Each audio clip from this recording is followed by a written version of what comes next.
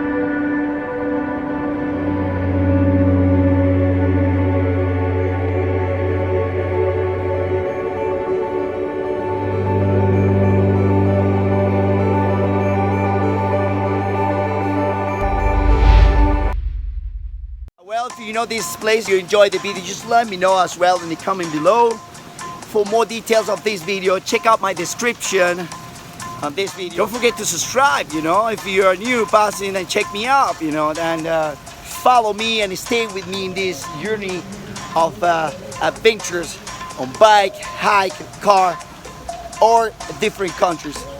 Enrique Morris sending to you, all of you guys, love, good energy, and blessing for all of you guys.